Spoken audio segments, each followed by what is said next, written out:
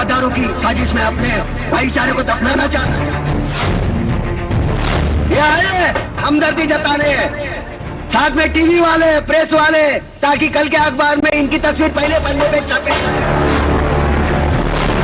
लेकिन एक बात ध्यान में रखना, हम भले ही ऊपर वाले को अलग अलग नाम से पुकारते हैं, लेकिन हमारा धर्म एक है, मजहब एक है, इंसानियत। नमस्कार, प्राइम डिबेट में आप सभी का बहुत बहुत स्वागत है। मैं ब्रजेश मिश्रा हूं। शामली का कैराना कस्बा इन दिनों बहुत ज्यादा मशहूर है, बल्कि यूं कहिए कि बहुत बदनाम हो चुका है। भारतीय जनता पार्टी के सीनियर लीडर हुकुम सिंह ने आरोप लगाया और पूरी बीजेपी आरोप लगा रही है कि वहां से हिंदुओं का बड़े पैमाने पर पलायन हो रहा है। वहां पर अल्पसंख्यक वर्ग के लोगों के दबाव की वजह से हिंदू परिवार घर बार छोड़कर चले गए हैं, और ऐसे एक दो परिवार नहीं बल्कि तकरीबन 400 के आसपास परिवारों की सूची हुकुम सिंह ने जारी की। बीजेपी के बहुत सीनियर लीडर हैं। हुकुम सिंह वही शख्स हैं जिनके ऊपर मुजफ्फरनगर में दंगे का भी आरोप लगा था उस वक्त के दंगे के दौरान। तो हुकुम सिंह का ये जो दिया गया बयान और उनकी जो सूची है, उसने उत्तर प्रदेश ही नहीं बल्कि पूरे देश की राजनीति में एक नई खलबली पैदा कर दी है। भारतीय जनता पार्टी ने इस पूरे मामले को कैश करने में कहीं चूक नहीं की, और पूरे मामले को जिस तरह का रंग दिया गया है, अब उत्तर प्रदेश की सरकार के लिए गले की फांस बन गया है। सरकार अब ये तय नहीं कर पा रही कि उसको किस दिशा में इस जांच को आगे बढ़ाना चाहिए।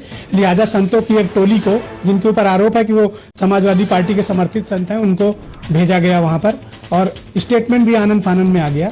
लेकिन दरअसल कैराना की वास्तविक स्थिति क्या है, कैराना में ये नौबत आई क्योंकि इतने परिवार इतने वक्त में घर छोड़कर चले गए, इसके पीछे की वजह क्या है, और वहां का किस तरह से अपराध और जुर्म की दुनिया पनप रही है, उस पर कोई लगाम क्यों नहीं लगाई गई, किस तरह से रंगदारी, गुंडागर्दी, खुलेआम अपराध और एक्सटॉर्शन का धंधा कैराना और शामली में चल रहा है, इस पर उत्तर प्रदेश की सरकार अब तक अंकुश लगाने में कामयाब क्यों नहीं रही। और अगर सब इतने बड़े पैमाने पर विस्थापन की प्रक्रिया चल रही है, तो केंद्र की सरकार और उत्तर प्रदेश से के लखनऊ से सांसद और देश के गृह मंत्री राजनाथ सिंह खामोश क्यों बैठे हैं? सब कोई सियासत में मग्न है। कैराना को सबने अपने अपना सियासी तीर्थ स्थल के तौर पर घोषित कर लिया है। बयान सब आ रहे हैं, लेकिन वास्तविक वजहों तक कोई नहीं जाना चाहता। तो आज इसी खास विषय पर चर्चा करेंगे कि कैराना का विस्थापन क्या वाकई सच है, या फिर इसके पीछे राजनीति है, कोई सियासत है, कोई साजिश है, या फिर ये कोई विस्थापन का सच में किया गया कोई कुत्सित प्रयास है। इसी खास विषय पर चर्चा, मेरे साथ चार महत्वपूर्ण मेहमान स्टूडियो में मौजूद हैं। उत्तर प्रदेश सरकार में राज्य मंत्री और समाजवादी पार्टी के लीडर नावेद सिद्दीकी मेरे साथ मौजूद हैं, और उत्तर प्रदेश में राष्ट्रीय लोकदल के यूपी यूनिट के अध्यक्ष मुन्ना सिंह चौहान मेरे साथ मौजूद हैं, और एक बहुत विशेष शख्स मेरे साथ इस चर्चा में सम्मिलित हो रहे हैं, जो शामली के निवासी भी हैं और राज्य योजना आयोग में सदस्य हैं, प्रोफेसर सुधीर पवार। ये शामली जनपद जहां कैराना आता है, वहां के मूल रूप से निवासी हैं, तो इनकी बात ज्यादा महत्वपूर्ण और गौर करने लायक होगी कि ऐसी हालात बने क्योंकि लोग अपना घर बार छोड़कर चले गए। और उत्तर प्रदेश में भारतीय जनता पार्टी के चीफ स्पोक्स पर्सन विजय बहादुर पाठक, बहुत बहुत स्वागत। नावेद सिद्दीकी, सबसे पहले तो मैं आपसे समझना चाहता हूं कि आपकी सरकार के कान में तेल डालकर बैठी थी जब इतने बड़े पैमाने पर वहां से विस्थापन की प्रक्रिया चल रही थी, और दूसरा आरोप कि वहां पर जिस तरह से आपराधिक गिरोह और जुर्म की दुनिया पनप रही है, बल्कि यूं कहें कि मिनी अंडरवर्ल्ड तैयार हो रहा है कैराना में, और आपकी सरकार खामोश बैठी और अब तक किसी के खिलाफ कार्रवाई नहीं की गई। जो लोग वहां पर एक्सटॉर्शन वसूलते हैं, जिनकी वजहों से बड़े पैमाने पर पलायन हुआ, आप दूसरी राजनीति में कूदे, जबकि मूल वजह तक यूपी की सरकार खुद नहीं जाना चाहती। ब्रजेश भाई, सबसे पहले हम ये कहेंगे कि पलायन जो है ये पहली बार नहीं हुआ है। वर्ल्ड माइग्रेशन की रिपोर्ट मेरे पास मौजूद है, वर्ल्ड माइग्रेशन रिपोर्ट 2015, जिसने पूरे इंडिया का जिक्र किया है, खाली उत्तर प्रदेश की बात नहीं कर रहे हैं, पूरे हिंदुस्तान का जिक्र उसने किया है। और उसने उसमें लिखा है कि 34.4%, 34.4% लोग पलायन किए हैं, और किस बेटर एजुकेशन के लिए किए हैं, रोजगार के लिए किए हैं, नौकरी के लिए किए हैं, मतलब अच्छी चीजें उनको मिल सकें, इसलिए वो अपने घर से निकल के दूसरे पड़ोस के शहर गए, या फिर कहीं दूर गए, या गल्फ कंट्रीज में भी गए। तो ये वर्ल्ड माइग्रेशन रिपोर्ट मैंने आपको बताया, जो इंफॉर्मेशन ऑफ माइग्रेशन यानी IOM की रिपोर्ट है, और ये गूगल पे आप देखें तो आपको ये रिपोर्ट अवेलेबल होगी। मैं वर्ल्ड पे नहीं, आज मेरा फोकस कैराना पे है। नहीं, कैराना वर्ल्ड में देखिए। आप बताइए मुकीम काला कौन है? मुकीम का मैं आपको बता रहा हूं, मुकीम काला एक गैंग है। मुकीम गैंग का जिक्र किया था हुकुम सिंह साहब, जो आदरणीय सांसद हैं, उन्होंने अपनी रिपोर्ट में भी किया था कि मुकीम गैंग जो है लोगों को डराता है, धमकाता है, रंगदारी लेता है। ये सारी एक्शन नहीं, I have taken action. I am going to tell you. No, please let me speak, Brijesh भाई। एक्शन हमने ये लिया कि मुकीम गैंग में 29 लोग हैं। सुनिए, मैं आपके चैनल पे, आपका चैनल जो है सबसे ज्यादा देखा जाता है, सबसे ज्यादा लोग इससे मोहब्बत करते, 29 लोग मुकीम गैंग के हैं और उन गैंग में से 26 लोग जो है, ये जिलाधिकारी और सीओ की रिपोर्ट है, एसएसपी की रिपोर्ट है, ये मैं आपके सामने रख रहा हूं कि उसमें से 29 लोग में से 24 लोग जो हैं, 25 लोग वो जेल में बंद हैं। 25 लोग जेल में बंद हैं, पूर्वांचल के विभिन्न जेलों में बंद है, रिकॉर्ड्स अवेलेबल हैं, और 4 लोग इनकाउंटर में मारे जा चुके हैं। मैं आपको एग्जांपल देता हूं, महाराजगंज जेल में मुकीम काला बंद है और वहां से एक्सटॉर्शंस कॉल जा रही हैं कैराना के व्यापारियों को, और उस एक्सटॉर्शंस कॉल्स को आप रोक नहीं पा रहे हो, व्यापारी डरे हुए हैं। इनकाउंटर मैंने आपको बताया, वजहों को एड्रेस कीजिए प्लीज।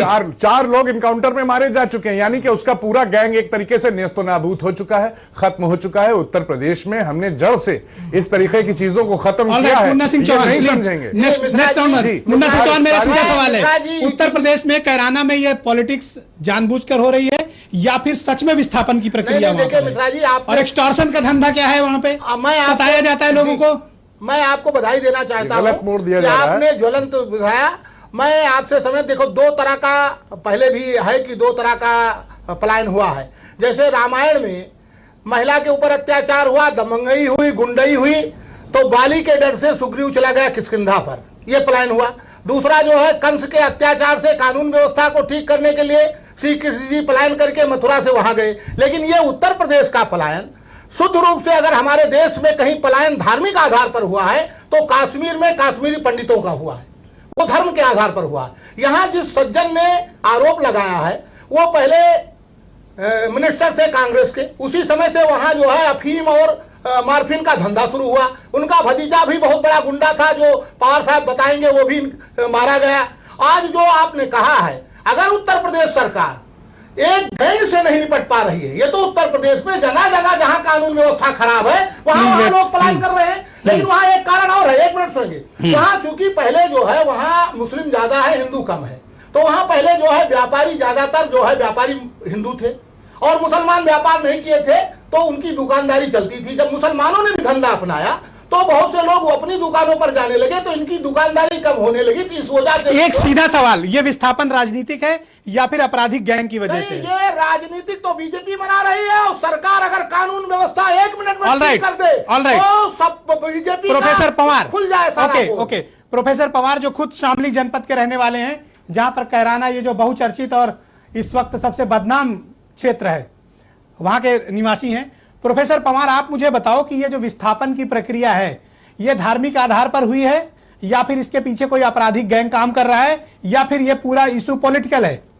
नहीं, जहां विस्थापन और पलायन में फर्क होता है, जो बीजेपी ने यूज किया शब्द, वो पलायन किया, हिंदू पलायन वहां पे बिल्कुल नहीं है। मैं पलायन वर्ड नहीं यूज कर रहा, मैं विस्थापन वर्ड यूज। जी, विस्थापन होता है। विस्थापन तो जो जैसा वो कस्बा है वहां से अभी तो जांच के बाद आएगा ना कि पलायन है कि विस्थापन है। वहां से विस्थापन तो होगा। यदि कोई कस्बा है, शामली से भी विस्थापन हुआ। आप मुझे एक्चुअल ग्राउंड जीरो की स्थिति बताओ। ग्राउंड जीरो की स्थिति ये है कि वहां पे पिछले 3 साल से क्राइम कंट्रोल करने के लिए जो उत्तर प्रदेश सरकार है, वहां पे जो एसपी है विजय भूषण, वो 5 बार राष्ट्रपति पुरस्कार मिल चुका उसे, तो वो एक काबिल अफसर को भेजा गया और वहां पे कोई लिस्टेड गैंग आज की तारीख में जेल के बाहर नहीं है। और ये जेलों से जो एक्सटॉर्शन के धंधे हैं वो सही कहा नहीं, जेलों के बाहर से जो अपराध, राष्ट्रपति पुरस्कार का क्या करूं? नहीं, यदि कोई कॉल होती है और जो FIR होती है उस पर एक्शन होता है, जैसा मुझे वहां के पुलिस कप्तान ने बताया। लेकिन एक चीज और मैं आपको स्पष्ट कर दूं कि जो ये मुद्दा है, ये वहां का स्थानीय मुद्दा है ही नहीं। ये तो इलाहाबाद में जो बीजेपी की कार्यकारिणी थी, मुद्दा तो वहां से हुआ अमित शाह के कहने से कि हिंदू का पलायन रोका जाएगा। यदि आप वहां के इलाके की बात करें तो वहां पे लोग इससे बिल्कुल ऐसे न्यूट्रल है, कहते हैं कि ये तो चुनावी बात है तो छोड़ दीजिए। मतलब वहां पे ये खाली चुनावी मुद्दा है उन लोगों की निगाह में, वहां पे कोई एक्चुअल मुद्दा नहीं है। एक्चुअल विस्थापन या पलायन जैसा कोई सीन नहीं है, कोई सीन नहीं। और क्राइम का, क्राइम तो एक्सटॉर्शन का समीपवर्ती जिला है, क्राइम वहां पे है। क्राइम की से तो कोई मना नहीं कर सकता, लेकिन मेरे पास डाटा है, यदि आप कहो तो मैं पढ़ के बताऊं। अप्रिशिएट कि आप क्राइम तो मान रहे हैं कि नहीं, वहां पे मेरे पास है। विजय बहादुर पाठक, ऑलराइट, मैं सेकंड राउंड में आता हूं। विजय बहादुर पाठक, बीजेपी के ऊपर आरोप यह है कि आप एक के बाद एक ऐसे मुद्दे उठाते हैं जिनकी वजह से कम्युनल माहौल हो जाता है, और आरोप यह है कि इस बार आपने कुछ ऐसे मुद्दे कैराना को लेकर उठा दिया है जिसको लेकर उत्तर प्रदेश की सरकार ये मानने को तैयार नहीं है कि ये पलायन या विस्थापन है। हाँ, क्राइम कंट्रोल नहीं हो पा रहा है, ये बात जरूर है। ब्रजेश जी, एक तो बहुत दिन आप बाहर से लौट के आए, तो आज आपने कैराना के मुद्दे को टच किया, इसलिए मैं बधाई। और जो ओपनिंग आपने रिमार्क दिया वो पूरी डिबेट का लबोलुआब है, जनता समझ रही होगी। ठीक बात है, किसी डिबेट में जैसा कि हर बार होता है कि मैं अकेला हूं, बाकी तीन एक साथ हैं, तो सब अपने अपने तर्क रख रहे हैं। Please wait. दूसरी बात कि जिस तरह से कैराना, अगर किसी भी राज्य नहीं चाहेगा, नावेद सिद्दीकी साहब दरअसल अपनी बात रख नहीं पाते हैं, नावेद साहब, जब कोई रखता है तो उनको आदत है बोलने की। All right, और इनके please, मुख्यमंत्री please ने भी आज चुनौती दी है बहस करने की। मैं कहा आके ना टीवी मुझे चैनल पर ये सिद्दीकी डिबेट साहब, दे रहा please wait, हूं, और मैं भी please कह wait रहा for your हूं turn. कि वो जहां चाहें, मेरे जिस कार्यकर्ता से चाहे वो बहस कर ले, कैराना पर हम बहस करने को तैयार हैं। कैराना लेकिन क्या सुनिए रिपोर्ट प्रिया कहती जी, है? आपकी रिपोर्ट क्या कहती है? मेरा ये कहना है, एक्चुअल सुनिए, आपको क्या लगता है? बहस सूची बीजेपी का पर हो क्या? रही है जिस मूल तत्व को आपने टच किया कि अगर, जैसा कि पवार साहब ने कहा, पवार साहब योजना आयोग के भी सदस्य हैं, वहां के बहस निवासी की सूची पे तो आप लाए नहीं हैं। निवासी जब आप पवार साहब आप तर्क रख रहे थे, और जो आपको एसएसपी ने बताया जो राष्ट्रपति पुरस्कार प्राप्त है और किस तरह से कैसे उसके रिश्ते हैं, व्यक्तिगत में उस पर नहीं जाना चाहूंगा। तो जो सरकार ने बताया है वो आप पक्ष रख रहे हैं, आप पक्ष रखिए, लेकिन दूसरे जब लोग रखते हैं तो उनको सुनने की प्लीज सब लोग शांत रहे, आप अपनी बात कहिए। मेरा दूसरा कहना, मेरा ये कहना है कि बहस हो रही है कि सूची जो हुकुम सिंह ने दिया वो स्थिति है, मूल तत्व उसका वो है जो आपने कहा कि वहां एक्सटॉर्शन, वहां रंगदारी और वहां खराब कानून व्यवस्था के कारण पलायन हो रहा है। और अगर एक व्यक्ति भी किसी कस्बे से इसलिए पलायन होता है, मैं तारीफ करता मुख्यमंत्री की, अगर वो कहते कि सबसे पहले ऑर्डर करते कि वहां जो भी इस तरह की कार्रवाई हो रही है उनके लिए कठोर कार्रवाई की जाएगी, लेकिन बजाय इसके मुख्यमंत्री ने पहले दिन स्टैंड लिया कि वहां ऐसा कुछ नहीं हो रहा है। आप बताइए, जिस राज्य का मुख्यमंत्री अगर कह देगा कि वहां ऐसा कुछ नहीं हो रहा है, किस अधिकारी की हैसियत है? ऑलराइट, जो रिपोर्ट उसके दिखा दिया इन्होंने गोरखपुर में, क्या हो रहा है? Okay please wait, no Munna Singh Chauhan please wait. हम सब लोग जानते हैं। ऑलराइट नावेद सिद्दीकी, अगर परिस्थितियां आप बता रहे हैं कि वहां कोई पलायन या विस्थापन नहीं हो रहा, तो मुझे आप ये बताओ कि गृह विभाग खुद इस बात को स्वीकार कर रहा है कि 346 की जो सूची दी थी हुकुम सिंह ने, उसमें से 66 को छोड़कर बाकी सारे परिवार पलायन कर चुके हैं। टाइम ड्यूरेशन अलग है, कोई 5 साल पहले गया, कोई 2 साल पहले गया, कोई 1 साल पहले गया। तो अगर कैराना में लोगों के घरों में ताले लटक रहे हैं और जो मीडिया में फोटो वायरल हो रही है, लोग अपना अपना घर बार छोड़कर जा रहे हैं, वो क्या झूठ है? सामने सामने मक्खी क्या निकलेगा कोई?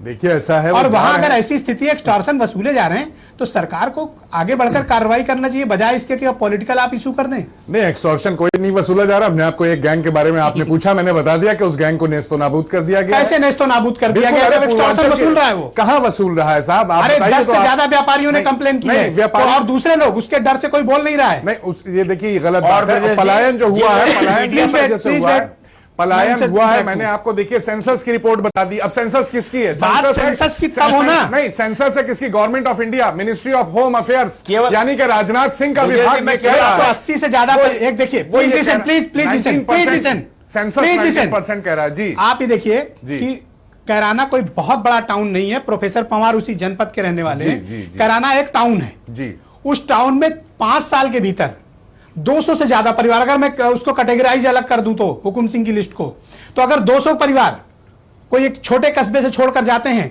तो अगर ये एक्सटॉर्शन, ये आपराधिक गैंग की कार्रवाई और ये लोगों के बीच दहशत नहीं है तो क्या है? अच्छा, आप ये बताइए, जब वर्ल्ड की जो रिपोर्ट कह रही है कि इंडिया वर्ल्ड रिपोर्ट को रखिए एक तरफ, मैं कैराना की बात कर रहा हूं। नहीं, तो वर्ल्ड में इंडिया आता है। आप अभी वर्ल्ड घूम के आ रहे हैं, मैं राष्ट्रपति के साथ, आप वर्ल्ड पे चले गए। आप ये I am talking about Kairana only. Kairana कम, कैराना कम, मूल तत्व है कैराना पर, उस पर बहस नहीं हो रही है, उस पर चर्चा सरकार नहीं चाहती है। मूल मुद्दे से हट रहे हैं, मूल मुद्दे से हट रहे हैं। भाई ये बताइए कि अगर 35% आप मुझे बताओ, ये 179 आप ये परिवारों को वापस कब लाओगे? आप 35% जो लोग पलायन, ये परिवार कब वापस आएंगे? आप हमको ये परिवार कब वापस आएंगे?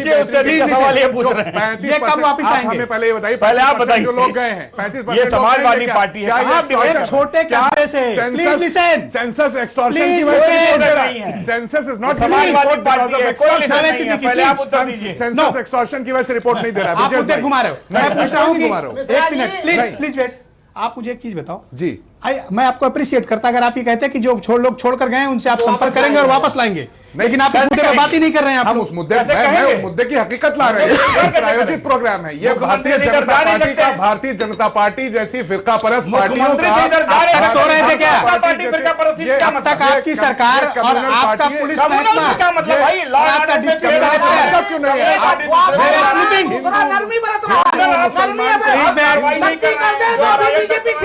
मुन्ना सिंह चौहान, मुन्ना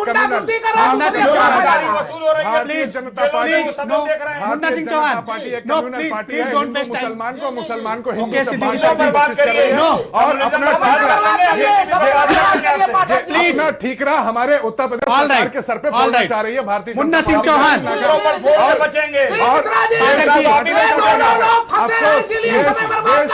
का काम कर रहे हैं। अफसोस है आपको चुल्लू भर पानी your time over please. Munna Singh, अब वो भी गैरत का अगर मुन्ना सिंह, गैरत का ना मिले तो बेगैरत प्लीज वेट। सुनिए, हुकुम सिंह ने चुनाव में कहा था महिलाओं का सम्मान, महिलाओं का सुरक्षा। 2 साल तक कहां थे? 40 साल से वो मुजफ्फरनगर में बस गए। एक हादसा हुआ तो अब रहने लगे हैं। साहब ये जो है अभी बीजेपी का उपचुनाव हुआ था, अपनी सीट छोड़े थे, उनका भतीजा हार गया, अब कैसे जीते? और ये नावेद सिद्दीकी की गलती है कि ये कड़ाई नहीं कर पा रहे हैं, गुंडाई से निपट नहीं पा रहे हैं, और गुंडाई से निपटते उत्तर प्रदेश में बहुत जगह गुंडाई के नाते रोजगार के लिए जा रहे हैं, पढ़ाई के लिए जा रहे हैं। कैराना शामली दिल्ली से नजदीक है, इसलिए लोग रोजगार के लिए जा रहे हैं, पढ़ाई के लिए जा रहे हैं। और गुंडों को ठीक कर दे, वहां जो माफियागिरी है, जहां अवैध कारोबार है, जो लिप्त है लोगों नशे में लिप्त है, अगर ये सरकार कड़ाई कर दे तो बीजेपी अफवाह फैलाना बंद कर दे, उसकी जमानत जब्त हो जाए, लेकिन सरकार को कड़ाई करना पड़ेगा। और सुनिए पिताजी, 1 मिनट, वहाँ 300 करोड़ गन्ना किसानों का बाकी है, वहाँ के किसानों पर 1304 करोड़ बकाया है। नो गन्ना किसान टुडे। ओके प्रोफेसर पवार, आप मुझे बताओ कि अब तो ये स्थिति स्पष्ट है और आपने भी स्वीकार किया कि क्राइम कंट्रोल वहां पे नहीं है। नहीं, आप क्यों नहीं ऐसा वहां पर अरेंजमेंट किया जाता कि इस तरह से जो मुकीम गैंग है, फला गैंग है, ये गैंग है, वो गैंग है, अगर वहां छोटा मोटा कोई व्यापार है और लोगों के साथ एक्सटॉर्शन वसूला जा रहा है, आपकी सरकार अगर लोगों को प्रोटेक्ट नहीं कर पा रही है तो लोग छोड़ने को मजबूर हैं। नहीं, मैं चलिए 1 मिनट के लिए मान लेता हूं कि धार्मिक आधार पर पलायन या विस्थापन नहीं है, लेकिन अगर आपराधिक वजह से है तो भी ये आपकी सरकार के ऊपर बहुत बड़ा प्रश्न है। एक चीज मैं स्पष्ट कर दूं, प्लीज गो अहेड। ये पिछले जो जबकि ये लिस्ट है उसके बाद में 2013 से वहां पे जो हमारे 65 हिंदू परिवार आके कैराना में बसे, जो एडजॉइनिंग गांवों के थे, जो लोग कुछ गए तो कुछ आके भी बसे। ये एक एस्पिरेशनल माइग्रेशन होता है जो हमारे नावेद जी कह रहे थे। दूसरा, मैं यहाँ पे डाटा बताना चाहता हूँ, डकैती के 2013 में 5 केस थे, 2014 में 2 हैं और 2015 में 1 केस है शामली जिले का। लूट के 39 थे 2013 में, यहाँ पे 47 है, 2015 में खाली 25 हैं। तो जो क्राइम है वो अंडर कंट्रोल है। ये नहीं कह सकते कि क्राइम इतना है कि वहां से लोग त्राई करके छोड़ के भाग रहे हैं, ऐसा कोई स्थिति नहीं है। क्राइम कंट्रोल में है। क्राइम समीपवर्ती जिला है हरियाणा का हमारा, वो जो एक बॉर्डर डिस्ट्रिक्ट की प्रॉब्लम वहां पे रहती है, वो प्रॉब्लम तो है। विफलता का जिम्मा आप हरियाणा पे नहीं फोड़ सकते। नहीं, विफलता की बात नहीं, वो विफलता की बात नहीं, वो बात यह है कि कोई भी लिस्टेड क्रिमिनल बाहर नहीं है आज की तारीख को। Munna Singh no, Munna Singh no, Janata party please wait. Vijay Bahadur Pathak please wait. बख्शा नहीं जाएगा। विजय बहादुर, साक्षी महाराज हो, प्लीज वेट, प्लीज। मुल्क बांटने वालों को, चाहे साक्षी महाराज हो, चाहे योगी आदित्यनाथ हो, ऑल राइट। विजय बहादुर पाठक,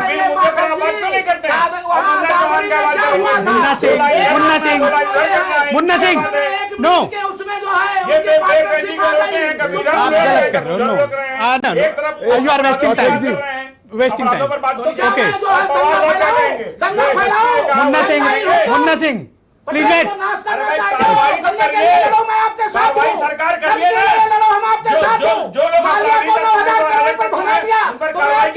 मुन्ना सिंह आप समय बर्बाद कर रहे हो। I will close debate. No no, मैं डिबेट बंद कर दूंगा अगर आप लोग ऐसे ही लड़ते रहे। तो मेरा सवाल हो जाने दीजिए। विजय बहादुर पाठक, मेरा सीधा सवाल है कि बीजेपी को ये सब तब याद आता है जब चुनाव नजदीक होता है। अब तक क्या हुकुम सिंह कान में तेल डालकर सो रहे थे जो अचानक उनको याद आ गया कि कैराना में इतनी बड़ी प्रॉब्लम है? ब्रजेश जी, लगातार मैं फिर कहूंगा, अब मैं कहूंगा ईटीवी तो आपको लगेगा ईटीवी ने भी खबरें दिखाई और हुकुम सिंह से लगाया। अचानक क्यों इलेक्शन आवर्स में मेरी आपने कहा कि बोलने का अवसर होना। और एक बात बताइए मुझे, एक सवाल और ले लीजिए। संगीत सोम को क्या पड़ी थी कि वहां पर इस तरह की यात्रा निकालिए?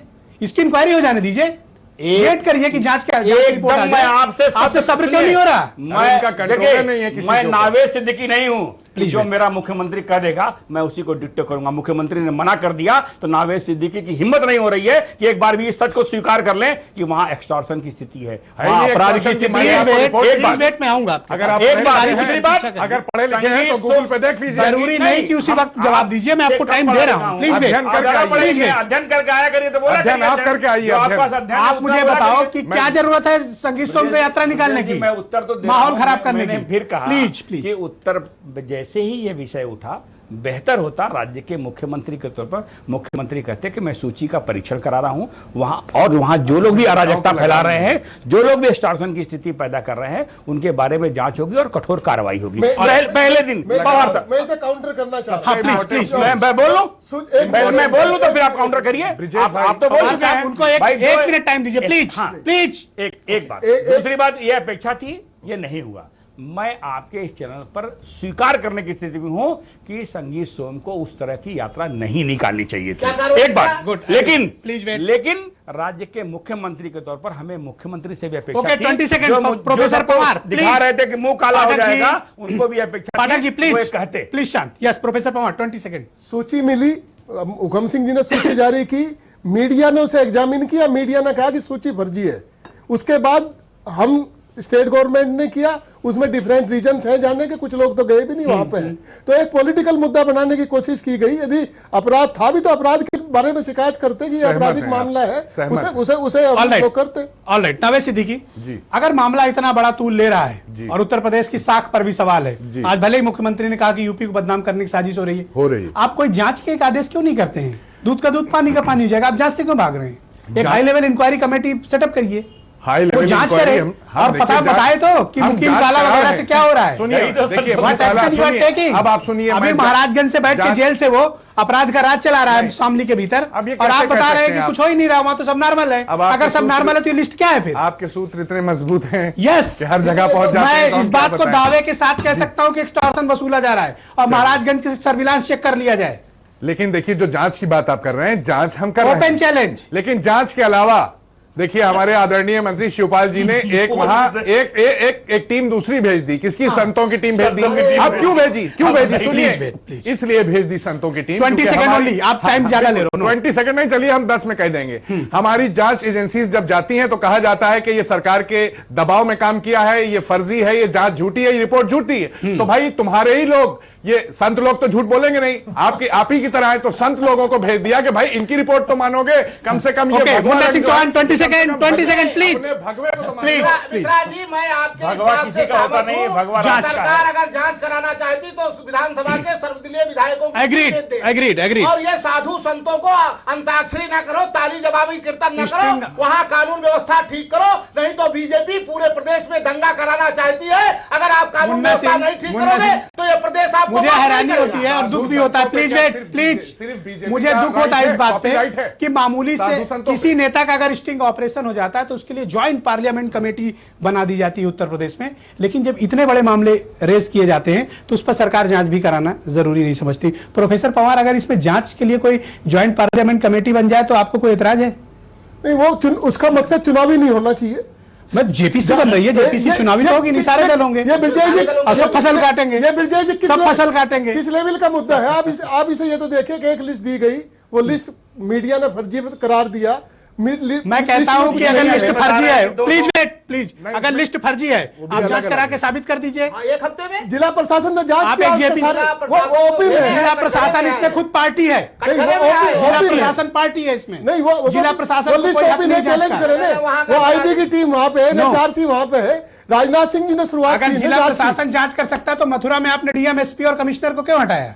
नहीं, उनसे भी जांच वो तो- करा कर वो रिपोर्ट तो एक लेने के। सामान्य प्रक्रिया है प्रशासन की। ऑल राइट, प्रक्रिया 20 सेकंड होती है, विजय बहादुर, सामान्य 20 सेकंड प्रक्रिया होती है। ब्रजेश जी, ओके, टाइम ओवर, प्लीज जल्दी। अखिलेश सरकार इस मामले में सियासत की बजाय अपने कर्तव्यों का पालन करे। जो जानकारी आपके पास है, जो सूची है, और आप उसके अपने हिसाब नेता पे से लगाम लगाइए। एक नावेद सिद्दीकी को Please जब wait, बीमारी है, हर बात में बोलने की जवाब नहीं है इनके पास। अब क्या निरुत्तर है ये लोग आपके पास और बीमारी गुंडा अब तत्वों को आपसे ये बढ़ावा दे रहे हैं। धन्यवाद, इनकी अराजकता के कारण ओके, कैराना में जो कुछ हो रहा बहुत है, धन्यवाद, उसके लिए थैंक जिम्मेदार यू। समाजवादी पार्टी बीजेपी है। भी राजनीति कर रही है। नो, उनको मुन्ना सच से- बोलना मुन्ना पड़ेगा, सिंह जी, हम नहीं, समझ भी रहे हैं। खड़े होंगे। आप कभी इधर हैं, आप कभी जो उधर हैं, है जनता सब गुंडाई समझती चोरों है। को, चिल्लाने से बीजेपी काम के नहीं गुंडों चलेगा। पर भी लगाम लगाओ। इनसे सब लोग हैं। बीजेपी के आप गुंडों खड़े पर हैं, भी लोग लगाम हैं। लगाओ, उनको भी जेल बहुत भेजो। धन्यवाद, बहुत कर्जे धन्यवाद। में डूबा है Thank शामली you. का किसान, ओके। गन्ने का दाम नहीं मिल रहा। अरे बस करो, हम गन्ना बीजेपी गन्ना के गन्ना, लोगों को बख्शेंगे जब गन्ने की बात आती तो बोलते नहीं आप लोगों को। थैंक यू सो मच, बहुत बहुत धन्यवाद नावेद सिद्दीकी, मुन्ना सिंह चौहान, शुक्रिया। प्रोफेसर पंवार और विजय बहादुर पाठक, बहुत बहुत शुक्रिया आप चारों का।